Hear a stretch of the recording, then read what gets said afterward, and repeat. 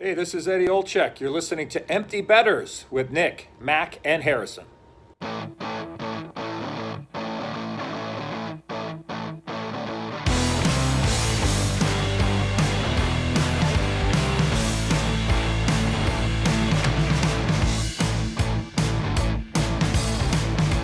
Good morning, everybody, and welcome back to episode 116 of Empty Betters. I'm your host, Harrison Scholes, and I'm going to toss it across the screen to Jordan Flu Game, Nick Manella. How we doing, buddy? Doing rough, buddy. Not feeling too good today at all, but here we are.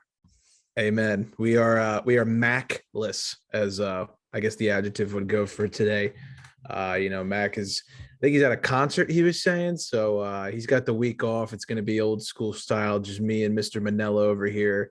Manella's playing, like I said, through Jordan Flu Game. So I'm kind of trying to champion a little bit of effort here and guide you guys through this episode. But we just want to let you know before we get rolling here that our minimalist collection and our fall merch collection is on our website. That is going to be taken down sometime in the beginning or middle of April. So get your hands on it while you can, because it ain't going to be up there forever.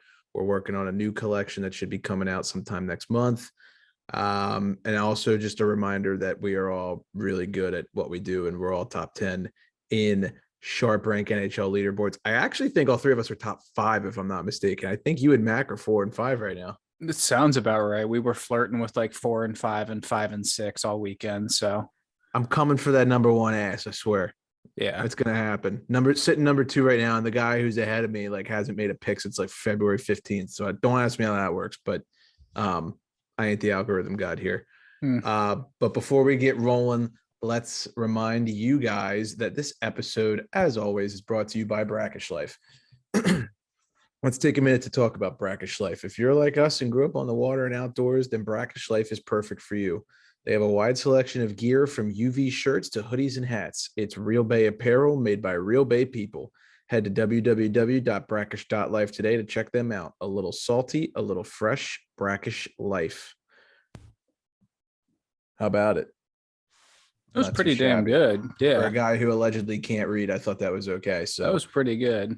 One last thing before we do get rolling here, I have to give a shout out to Kelly Shea's father.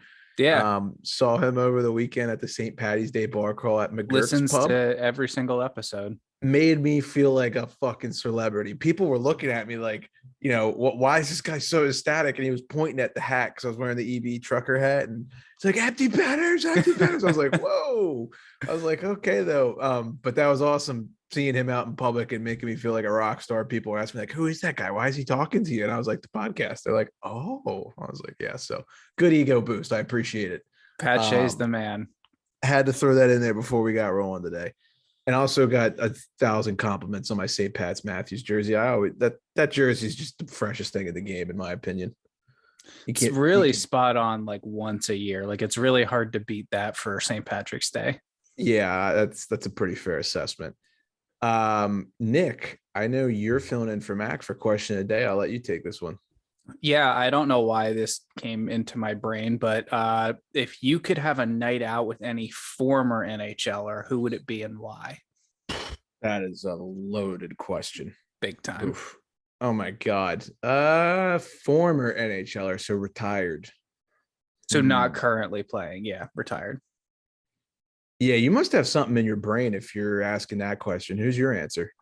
I don't know why. I would just go with one of the classic old school guys that we know used to rip it up, like Chelios or something like that. I wouldn't want to do I feel like the easy one here, you could say Gretzky or something like that. Or I've talked about this with friends before. They would say like some of the big time heavyweights, like Chris Nyland or Bobby Probert or like Joe Kosher. But I don't want to get my face pounded in at the bar, Yeah, no, that you would 1,000% end a bar fight. There's no question Absolutely. about that.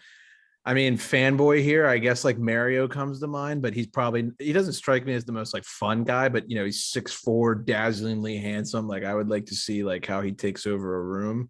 But if you really wanted to have a good time and go out, maybe this is kind of stupid, but it would be really fun to go out with Biz for a night. That's a good one. I thought you were gonna say Yogs because that man, like out on the town, has to be entertaining. Yeah, no, I think Biz would be a really interesting time to go out with. I mean, you know what you're gonna get. It's just you want to experience it for yourself, right? Yeah. And then like you think about like some of like the Euro guys too. Like I feel like going out with like Fedorov in the 90s would have been incredible. Or like Forsberg or something in Sweden. Oh my God, imagine tearing that up. Yeah, it's a good one. Who's your final answer? I'm gonna stick with Chelios. Okay. Yeah, it's a fair one.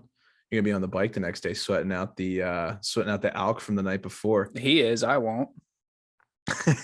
Yeah, right.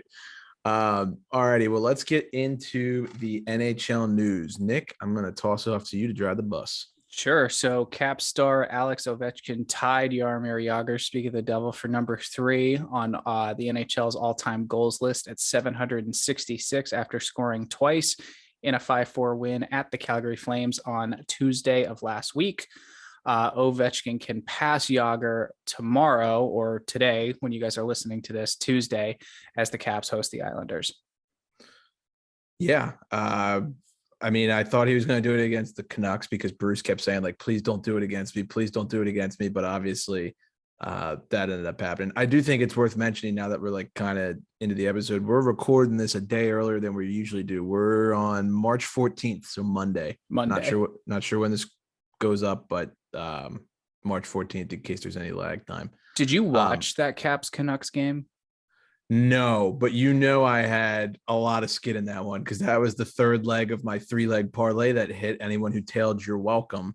I was sweating going to bed because I was like, I need the over. And I went to bed when it was 2-0 in the first period. I was like, I feel good about that. I watched the highlights. There was nothing good about that until about the third period. The second period was scary. The second goal, Kuznetsov's second goal, was sitting on the goal line. I saw that. Spinning its way in after like Ovi shot it, and then Kuznetsov just slams it in the back of the net. I lost it. I thought that was so funny. So if Ovi ends his career at 893 instead of 895 to pass Gretzky, you can blame 1, Carl Alsner, if you know, then you listen to our interview. True. And 2, Evgeny Kuznetsov in Vancouver. So definitely. There was an outdoor game this weekend. Did you catch any of that? I did. I don't blame a lot of people for not knowing that it was going on, but if you did get a chance to tune in, I actually thought it was a pretty decent setup, and it turned out a lot better than I had thought.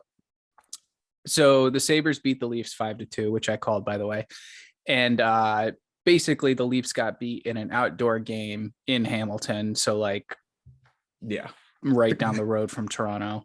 Yeah. And then, Matthews ends up getting suspended for 2 games for a cross check he had on Dahlin. So the internet's just been on fire, of course, because it's Leafs Nation. But I thought like the stadium setup, I'm assuming they did that at wherever the Canadian football team that's in that area plays. But I think I agree with you. I thought this was a much better one than the ones we've seen recently. You're the big uniform guy. I thought both unis were extremely sharp. I liked both of them personally. They were good. I mean, I think they were the right amount of something different, but like still trying to have that classic look. And it kind of just works for both of those teams. There's teams where it doesn't work well.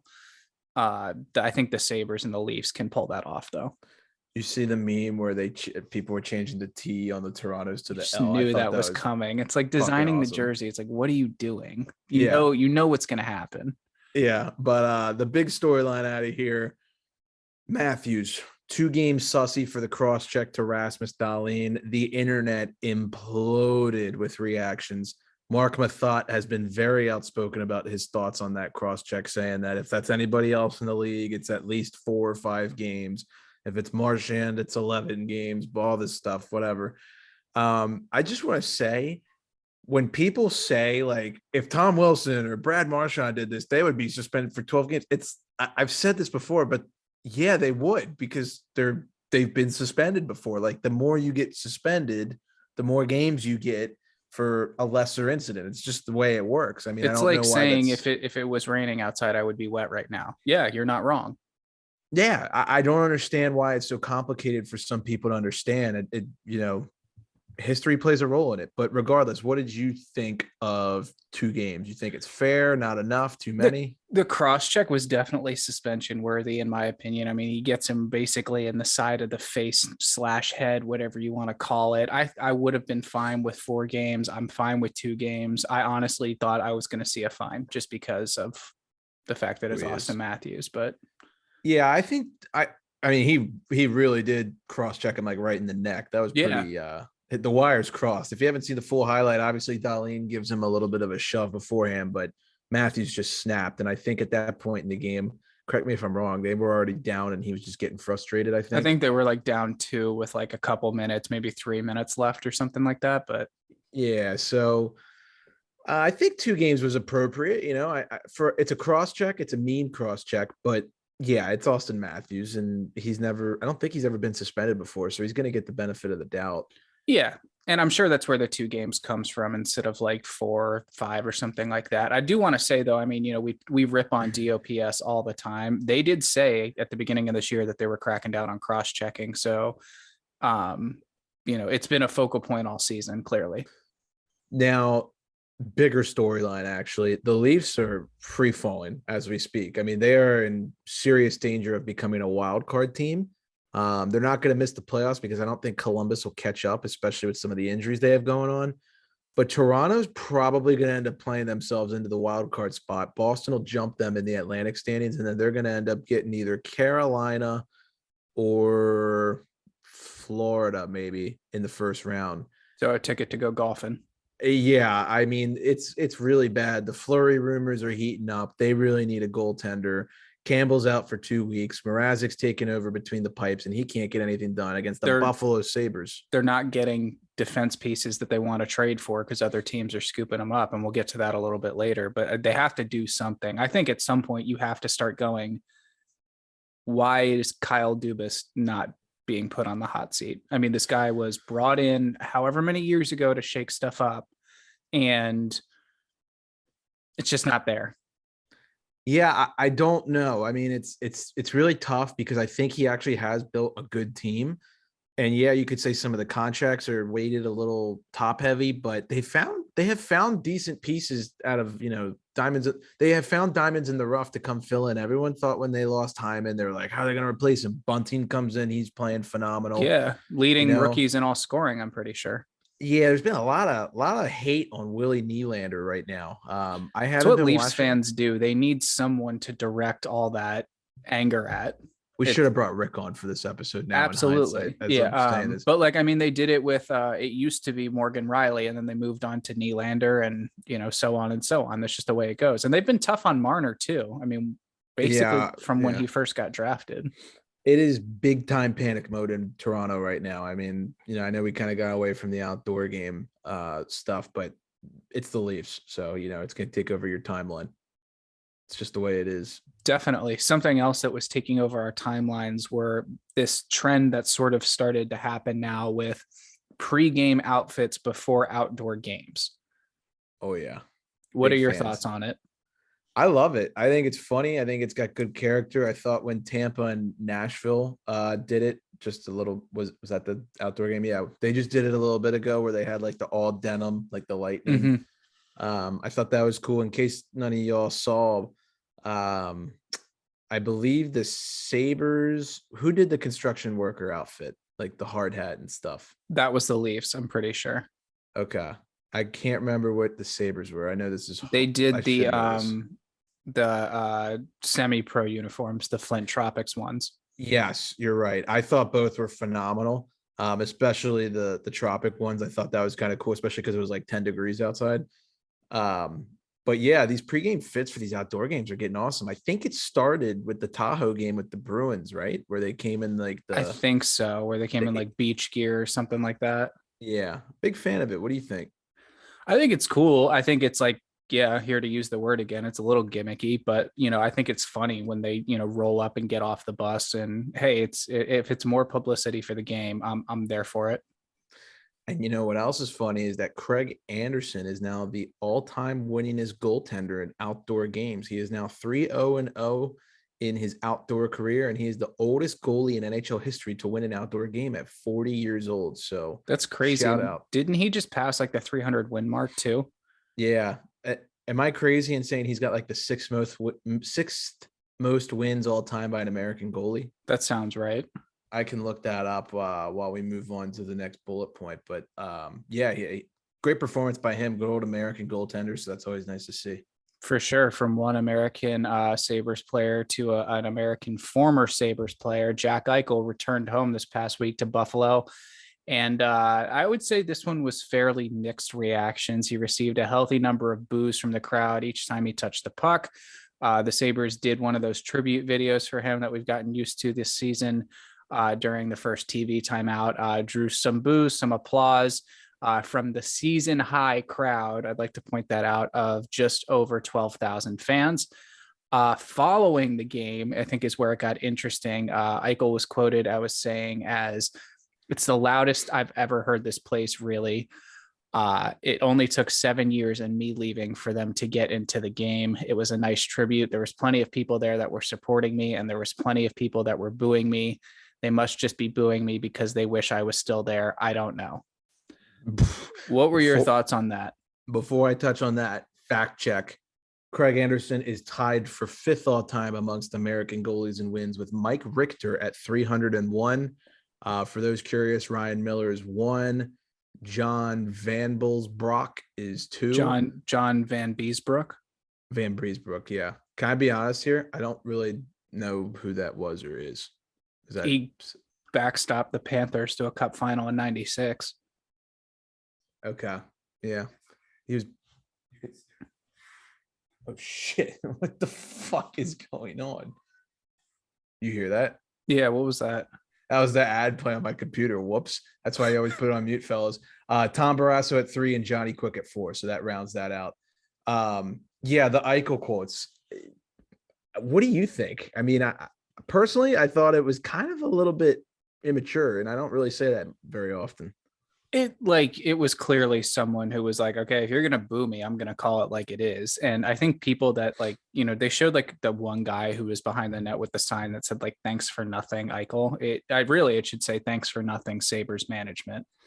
Yeah, and you know, I don't really understand why the fans would boo him. It's not really like he wanted to leave, but because the management team wouldn't let him get a medical procedure that he felt necessary to get.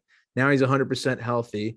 I can't remember the name of the player, but someone else it's Tyler Johnson on the Blackhawks, just had the same exact procedure done. He's now getting healthy. So Volpatti had it. Yeah. How much can you really fault the guy for wanting out? I mean, if you're a fan, kind of a douche move, but I do think Eichel's comments were a little. It was definitely a shot at the fan base, and it's definitely a shot at the fact that they don't have good attendance numbers, and it's because they don't have a good team, because they don't have a good owner and they don't have good management. I just think his energy was maybe projected at the wrong area. Yeah, for sure. Maybe if that's how you want to phrase it. But yeah, I'm shocked that the Vegas is playing as poorly as they are right now. And we'll get into that a little later. Yeah, definitely. Some milestones to get to. Red Wings defenseman Mark Stahl hit the 1,000th game mark this week. He became the 3rd Stahl brother from his family to reach that mark. That's the first time in NHL history a set of 3 brothers have each played 1,000 games. Nick Backstrom got his 1,000th career point. And then Mikko Koivu became the first player in Minnesota Wild history to have his jersey retired. They drafted him 6th overall in 2001, and he played all but 7 of his 1,035 regular season games with the team. So very fitting that he becomes the first player to have his number retired by them. Yeah, absolutely. And very well deserved at that.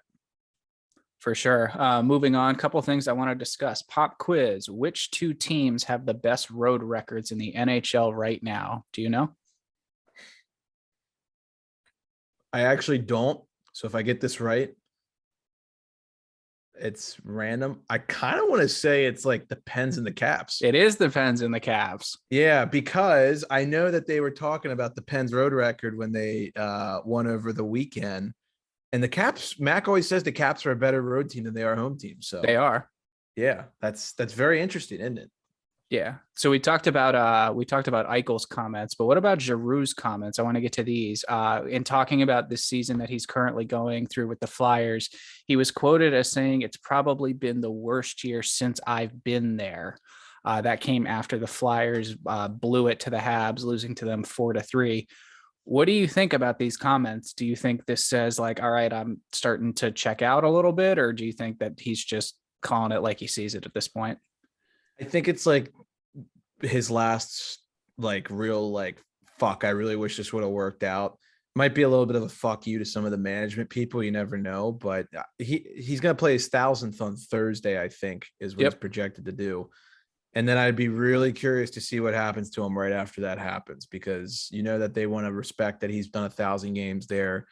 But I would imagine somewhere, you know, in the next 2 to 3 days following that, he's going to end up getting moved.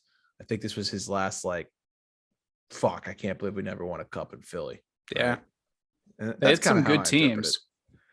They did have some good teams, and they were projected to have some really good teams these past couple seasons. But man, it has just been a complete dumpster fire in Philadelphia the past 3 seasons. And you never, ever would have guessed that when that whole, I think it was when the world shut down and they did the bubble. I think the Flyers were in that, or am I wrong?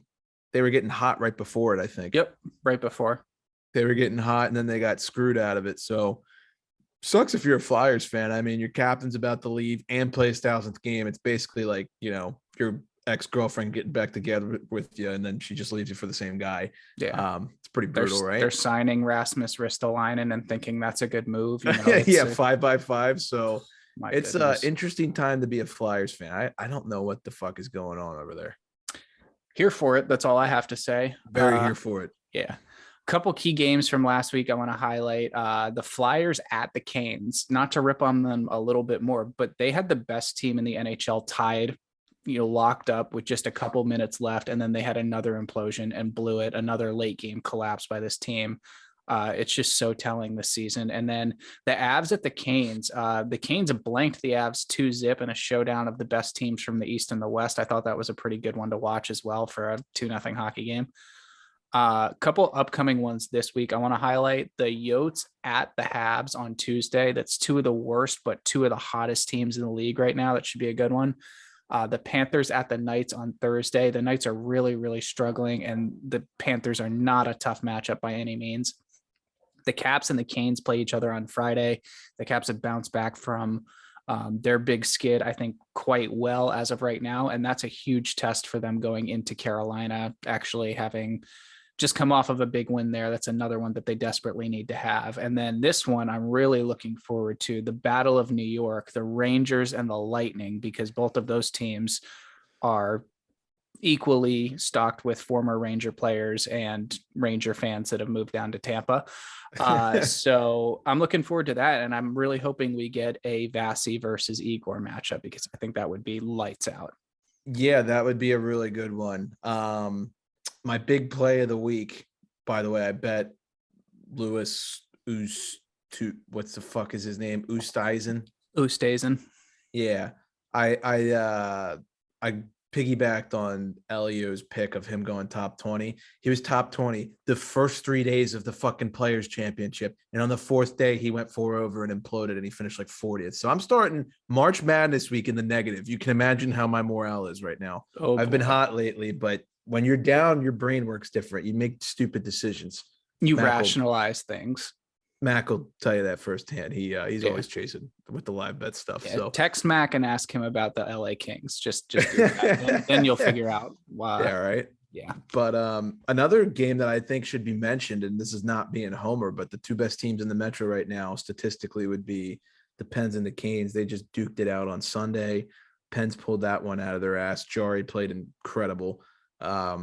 It's going to be big for standings in terms of who's going to get home ice between the Rangers and the Penguins. That's a neck and neck battle right now. So lots of good games this week. One game I do want to point out, the Canucks and the Devils play on Tuesday night, March 15th. I don't know if this episode will be out yet or not, but those are the 2 best teams to bet the over on right now in the entire NHL. So also Jack scores every time they play against each other. Indeed he does. So I will be taking the over in that game and probably throwing some type of Jack prop in there. And then the Minnesota State high school tourney. I know you've been dabbling with that a little bit. Yeah, I was definitely not watching this at work at all, but shout out to Hermantown. They won the Class A championship. They knocked off War Road 3-2. And then in the Class AA championship, we want to say congrats to Andover. They knocked off Maple Grove. If you guys like out there haven't watched any of this tournament, please do it next year. It's so much fun to watch. And these kids just get so fired up for it. It has to be like the coolest high school sports atmosphere out there. It's definitely got to be up there, right? Like that's taken like high school Texas football up to like Minnesota. The celebrations are awesome. The overtimes are intense. There's, the hair is great. Hair is great. They play at XL Energy for the state championship, right? Yep. They kicked the Wild out for like a week. And they pack that place. It's crazy. Yeah, it's nuts. Really cool. I've never really watched it, but I think I might start now that you've kind of sold me on it. So definitely gonna be taking a peep at that next year. Yeah, for sure. I just wish it was on like national television. Like just throw it on ESPN during the day or something. That would be nice, instead of fucking Mike Greenberg telling us how the Jets are going to be relevant. But oh my God. Yeah, the Jets irrelevant. That's not a sentence that makes sense at all. We had a trade come over about an hour and a half ago. Anaheim gets Drew Hellison and a 2023 second rounder from Colorado, and the Avs get Josh Manson in return. And Anaheim's also going to retain half that salary. What do you think about this? I really like this move for the Avs. I think it shores up the back end. You don't know what's going to happen with Byram. I've been hearing rumors that he might end up getting traded. I know he's been having serious concussion problems. I feel so bad for the kid. But yeah, I mean, God forbid someone goes down, or maybe they want to get rid of Jack Johnson. That would make sense. Manson can fit right in there. I mean, anybody could fit in the Colorado D. I think, we could probably have you or me play back there. And if we're with McCarr, then it's going to be okay. I'm down. I'll have 45 to close out the year. It'll be great. Yeah. This, I think, is just a home run move. Manson, I think, is a fantastic defenseman that would fit their system really well. I also think that with Gerard also being out, and we'll touch on that in a little bit, it's just one more defenseman that you can plug and play into that lineup. Yeah, for sure. Colorado's easily the favorite to win the cup at this moment in time, in my opinion. I think so. Them in Carolina. And for some reason, Mac has talked me into thinking that Calgary can do it too. Throw Florida in there. I know Mark, when you guys had Mark on, he didn't really think Florida is the real deal. I personally think Florida is very much the real deal. Maybe more so than the Canes. I know that might be a hot take, but we'll see. I'd love to see that as a playoff series. That would be incredible. Phenomenal. Which actually could be a conference final, because they are not in the same division, so they can't play each other in the first two rounds. Wow. Yeah. Nice. Stars of the week, Patrick Kane, first star, 10 points in 3 games. Yes, you heard that correctly. Second star of the week is Jacob Markstrom, 3 wins, 6.7 GAA, and a 9.74 save percentage. And then number 3 is Anders Lee, 7 goals, 1 assist for 8 points across 4 games played.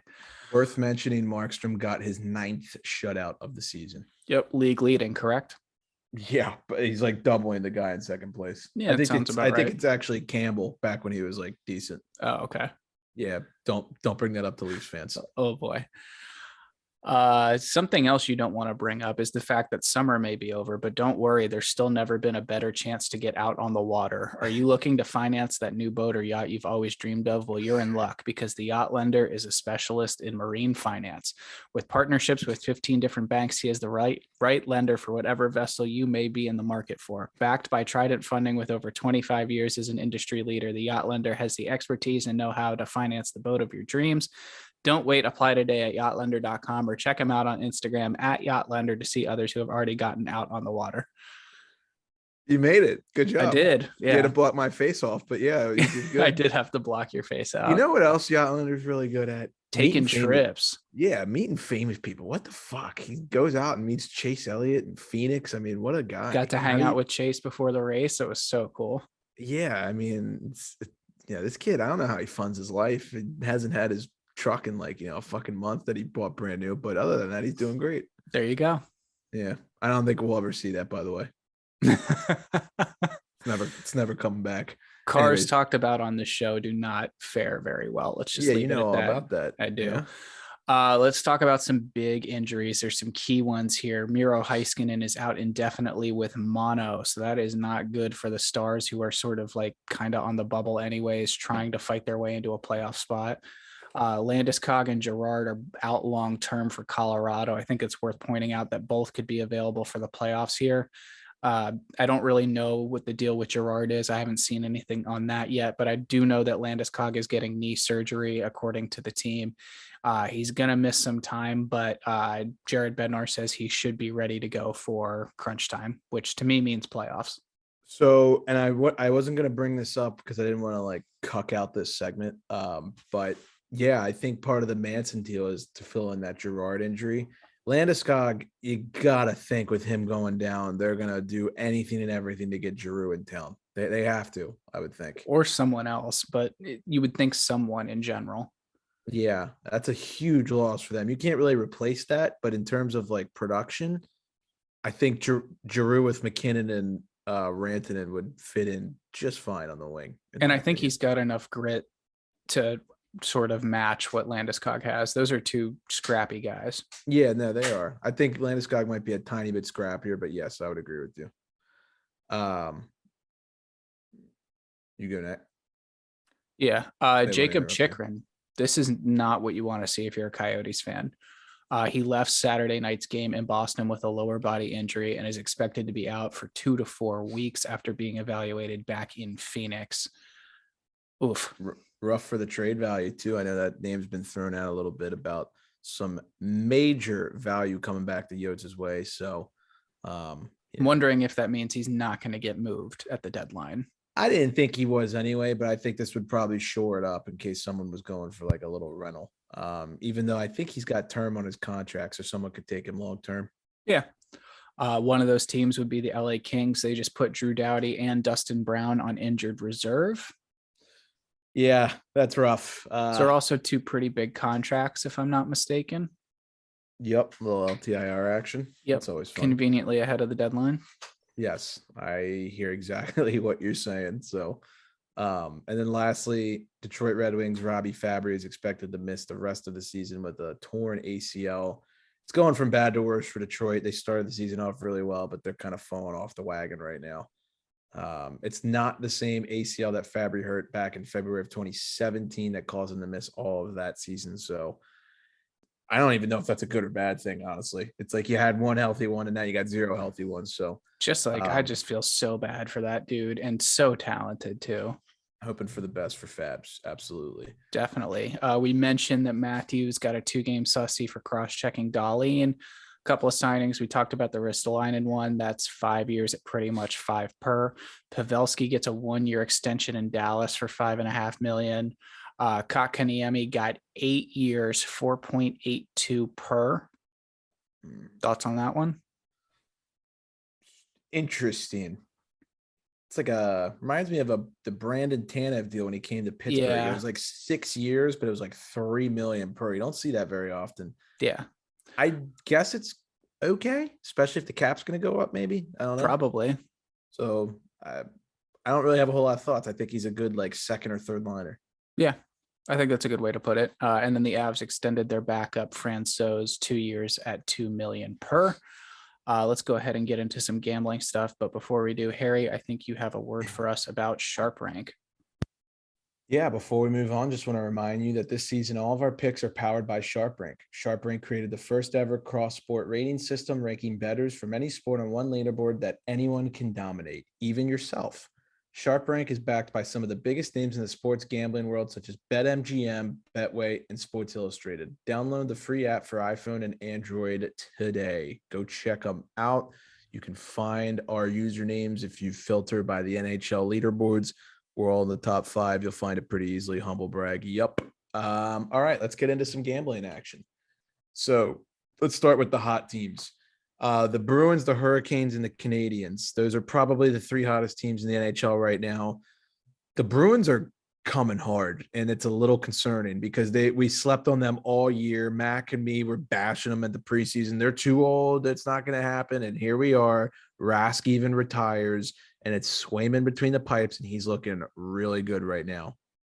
I didn't hear anything after you said the Bruins are coming hard. Right.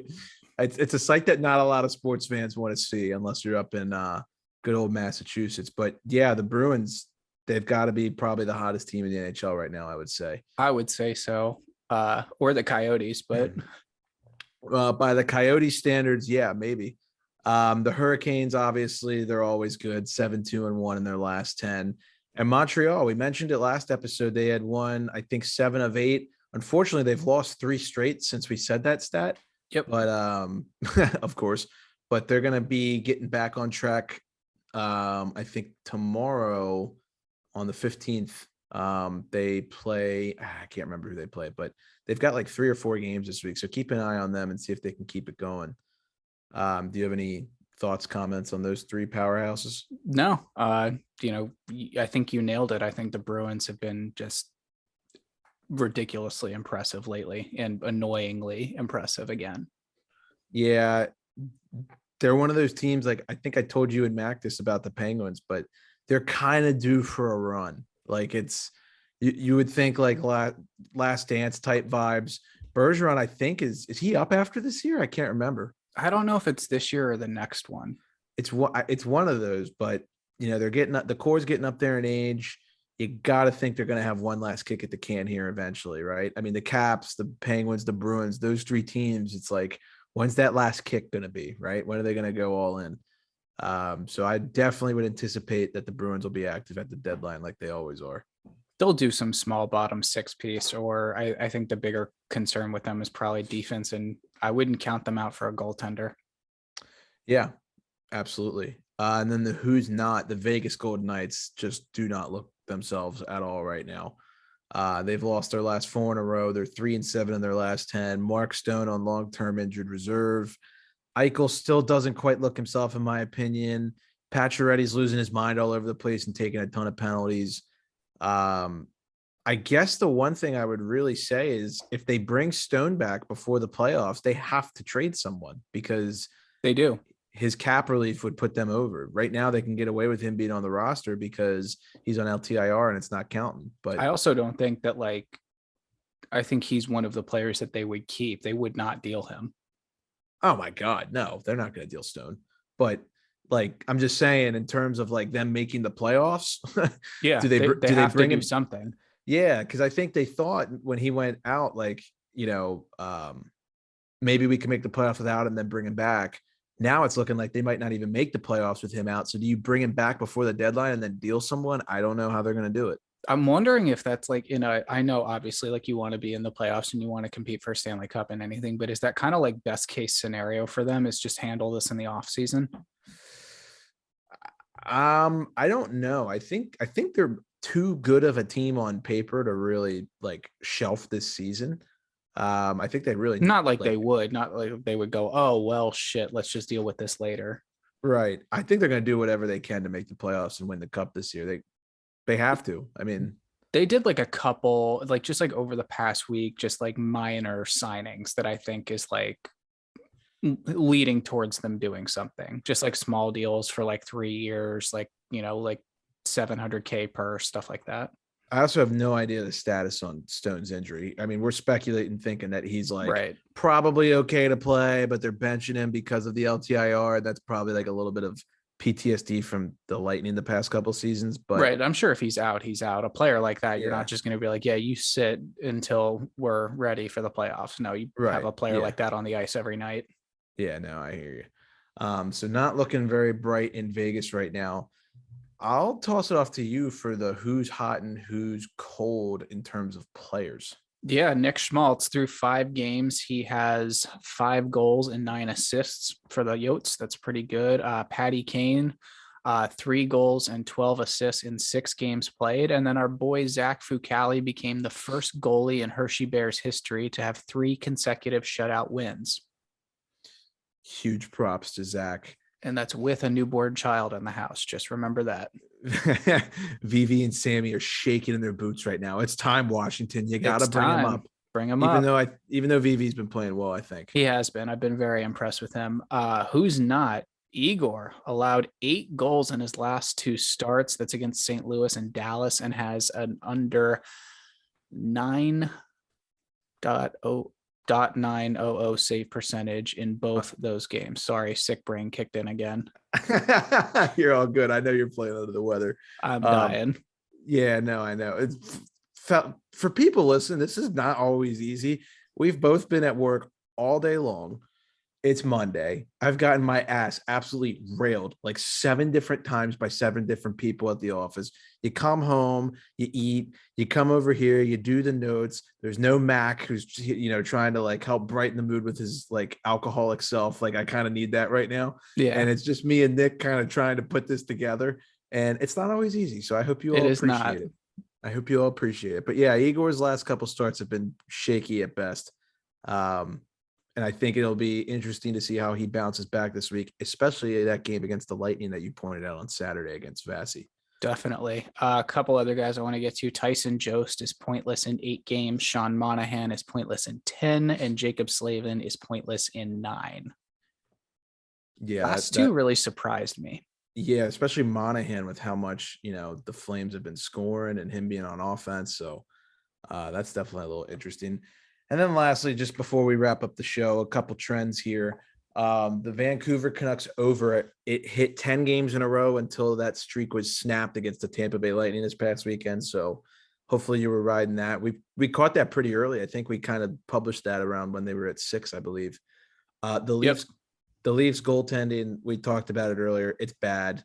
So needless to say, the over is probably your best bet when the Leafs are playing these days. I would say, yeah. Just like make sure it's not like a team that's just really stingy. Like the Leafs are going to have to get you at least 1 or 2. So make sure that that other team is kind of like a sieve as well. Like I would say New Jersey and Vancouver would be great for those.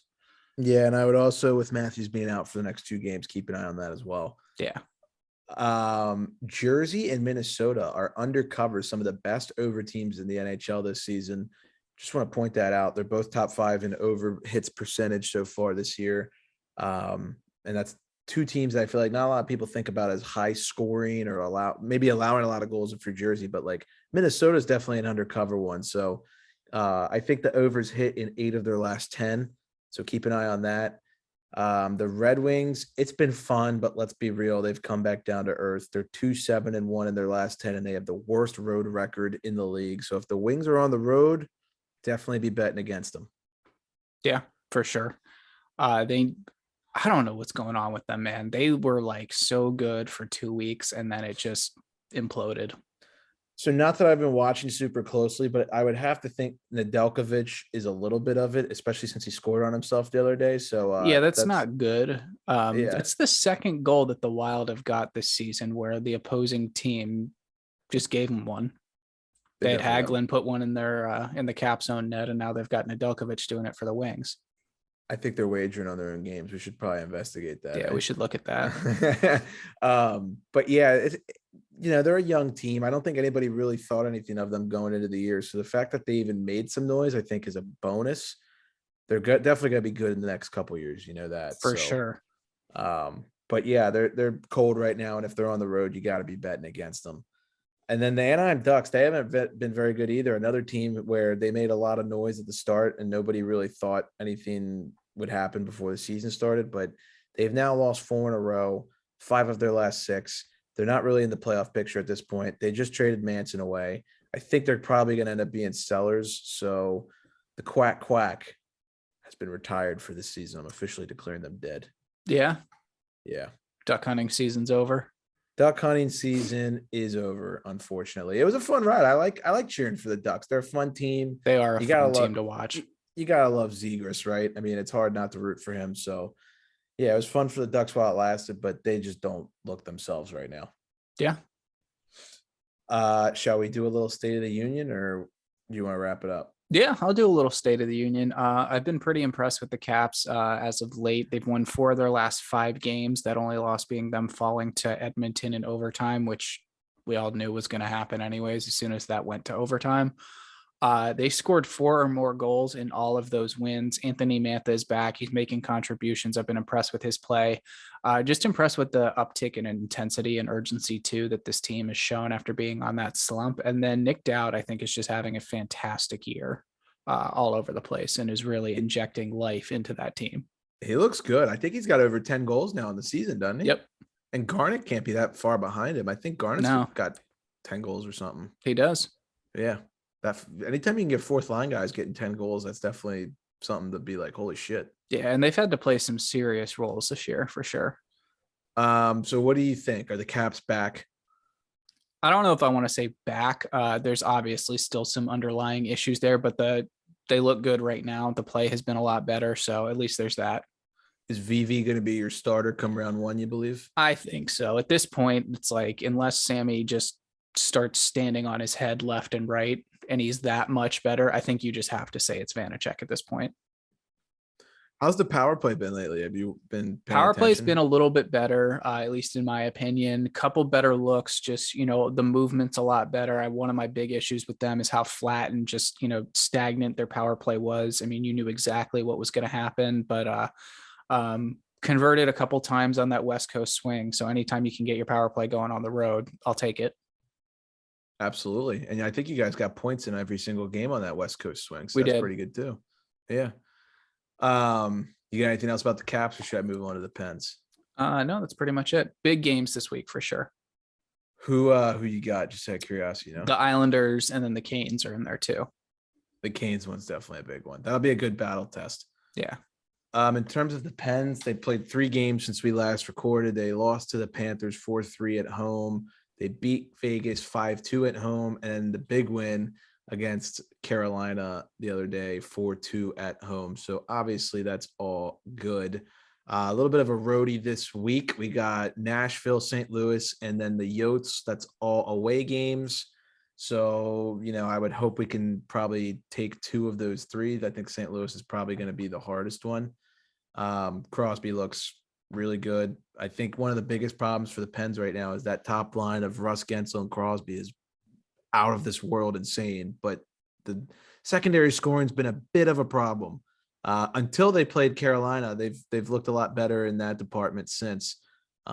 Matheson coming back has been really good for us. I don't think people really understand how good he is. He's been huge. And then one guy who you probably don't even know his name if I say it, but Mark Friedman. Remember he got the penalty where he cross-checked the guy on the Flyers after he scored the empty net goal. He played for the Flyers. He was a Hextall draft pick when Hextall was in Philly. And then when he came over to Pitt, he brought Friedman over. Friedman is like a little bit more polite Tony D'Angelo with like some fuck you in his game. He is a piece of shit and I love him. And I can't wait to see him in the playoffs because I think he's truly going to be in the lineup full time. They benched Pedersen the other night because of how Friedman's been playing. And there's no reason they should take him out. If they take him out, I'm going to be pissed off. But Friedman, man, he looks really good. He's been a huge addition to the back end. Fights, hits. He's got some upside in his offensive game. He's a really good skater. It's not like he's a big lug who can't move. And he had a really big goal against Vegas the other night. So the Pens look good. I mean, they're not maybe as hot as they were originally, but I don't really know what to say. We're all coming down the home stretch, right? And you're looking at your team, whether it's the Pens, Caps, whoever, and you're just really hoping that they can finish strong and kind of catch some fire going into the playoffs. So it's that weird period in the season. It's not quite playoff time. Your teams know they're in the playoffs, which doesn't really help keep them motivated. So I think they're all right now. I'd give them like a B rating. Would you consider spreading around the talent from that top line or just no, don't fuck with it? That's been a huge topic on Twitter. And a lot of people are calling for Russ to get on Malkin's line, which I don't disagree with. But I guess my only problem, and I pointed this out to one of the Penguins Twitter's guys, is like, I'm down with moving Russ to second line, but with how well he's playing, like that top line, and I swear to God, I'm not being homer. Like I guarantee if you look up the stats that this will back me up. They're the best top line in the NHL this season. When Russ has played, he's been injured a lot, but he's played like 39 games and he's got a higher points per game than Crosby and Gensel this season. I mean, he's playing out of his mind. So I'd put them right up there with like, the Marchand, Pastrnak, Bergeron type shit, Kuzi, Willie, Ovi. I mean, they are clicking. I feel like you can't break that up. Yeah, don't fuck with it. Like if it's not broken, just don't fix it. Right. I think Rodriguez cooled off a little bit, but he seems to be finding his stride. It's Kapanen, and he's who's like the whipping boy on the Caps, would you say? Who's everyone like, gotta get rid of him? I don't know if there is like one this year. People love to be critical of goaltending. I guess you could say them just because it has been so up and down this year. So I would go with them. I think a great example to compare to Kasperi Kapanen would be Alex Semin. Yes, it's all the talent in the world, but when he's cold, there's just no saving it. And it's not like he has another part of his game. And it's not like he's just not producing. Like he's actually hurting the team. Yes. I don't think Kapanen has scored a goal. I'm not saying this is a fact. It just feels like this. I can't remember a goal that Kapanen scored since you and I went to the Caps game against the Pens in December. Yeah. He scored that night, and I can't think of another time he has scored since then. I have no idea what they're going to do with him. He has a huge deadline name right now. And personally, I think I like Cappy, and I think he's got some upside in the future, but I don't really think we can wait. I think you got to just send it because you don't know how much longer. Think he's a Sullivan type player, and that's fine. No, he's not. I think he could go on like another team and be great, but it's going to be interesting to see how Zucker looks when he comes back. That's going to be the real test because Zucker should be that second line guy that Cappy's supposed to be. But he's been hurt, obviously. I think he had abdominal surgery. So right. He'll be back in the next week or two, and then we'll take it from there. But yeah, keep your eye on Kapanen at the deadline. I could see him probably going to like Anaheim, Vancouver. I know the Pens are involved in the Besser sweepstakes, and they want John Marino. I don't know how I feel about that. We'll see. But yeah, trade deadline's in 10 days, I think. So that should be a fun one. Isn't it a week from today? Or no, it's 7. You're right. I read that 3 days ago. Math. Yeah. It's been a rough episode. Yeah. Yeah. Time is hard. Daylight savings hard. Dude, yeah. Time is one that like ever since like peak COVID, I can't do anymore. Like I can't remember if stuff was like a week ago or like 3 months ago or like 2 years ago. It all meshes in. Yeah. It all meshes in.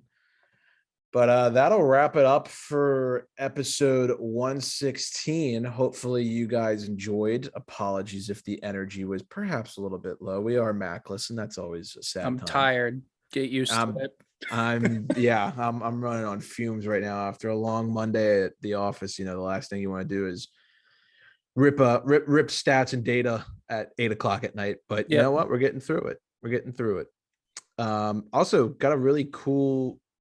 Well, I won't reveal too much, but we have a cool trip planned for the boys coming up here in the next month or so. So that'll be a good one. It'll be a nice change of pace. We'll all be together, so that'll be a fun episode to do. And that'll be coming your way sometime in April. But I got nothing else, Nick. Do you have anything you want to add? No, that's pretty much it. All righty, everybody. Well, we appreciate the love and support as always. And without further ado, class dismissed.